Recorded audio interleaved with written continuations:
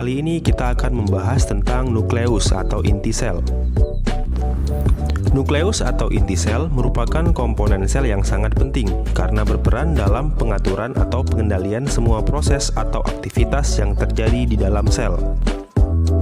Jika nukleus yang ada di dalam sel dirusak, sel tersebut tidak dapat melanjutkan perkembangannya dan lama-kelamaan akan mati. Sebagai contoh, jika nukleus organisme bersel satu, contohnya amuba, dikeluarkan atau diambil, amuba itu dapat hidup selama beberapa hari, tetapi tidak dapat makan dan membelah diri, sehingga pada akhirnya akan mati. Nukleus memiliki bentuk yang bervariasi, antara lain bulat, oval, lonjong, atau gepeng. Pada beberapa jenis sel, penimbunan bahan-bahan di dalam sitoplasma mengakibatkan nukleus menjadi gepeng, misalnya karena penimbunan hasil sekresi dalam sel kelenjar mukosa atau penimbunan lemak dalam sel-sel lemak. Namun jika timbunan bahan tersebut dikeluarkan dari dalam sel, nukleus menjadi bulat kembali. Sebagian besar sel hanya memiliki satu nukleus dengan beberapa pengecualian, antara lain sel-sel buluh tapis floem dan sel-sel darah merah mamalia yang tidak memiliki nukleus. Paramecium dan sebagian besar jamur Basidiomycota memiliki dua nukleus, serta sel-sel tulang dan sel-sel otot memiliki banyak nukleus. Nukleus tersusun atas tiga komponen utama, yaitu membran nukleus, plasma inti, dan anak inti.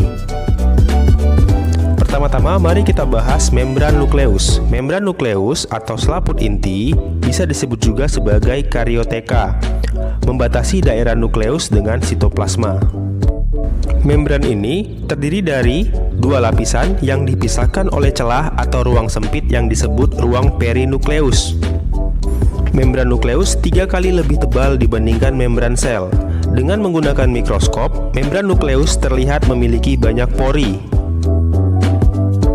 Melalui pori-pori ini, berbagai zat atau bahan keluar masuk dari dan ke dalam nukleus. Pada permukaan luar membran nukleus, banyak melekat ribosom dan seringkali berhubungan dengan retikulum endoplasma, baik retikulum endoplasma kasar maupun retikulum endoplasma halus. Selanjutnya adalah cairan inti atau nukleoplasma. Nukleoplasma merupakan cairan yang terdapat di dalam nukleus. Di dalam nukleoplasma terdapat enzim, protein, nukleotida, ion, dan kromatin. Kromatin merupakan istilah bahan nukleus yang berisi DNA. Dengan menggunakan mikroskop, kromatin terlihat seperti benang-benang kusut. Selama pembelahan nukleus, kromatin memadat dan berubah menjadi kromosom. Dan yang terakhir adalah anak inti atau nukleolus.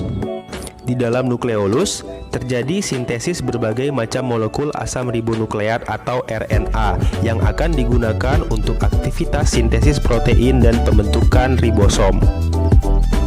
Ribosom merupakan organel sel yang berfungsi menyintesis protein. Oleh karena itu, pada sel-sel yang aktif melakukan sintesis protein, misalnya sel-sel embrio dan sel-sel kelenjar, nukleolus terlihat besar. Nukleolus memiliki ukuran yang bervariasi pada tiap sel. Sekian pembahasan kita kali ini tentang nukleus. Sampai jumpa di pembahasan selanjutnya. Terima kasih.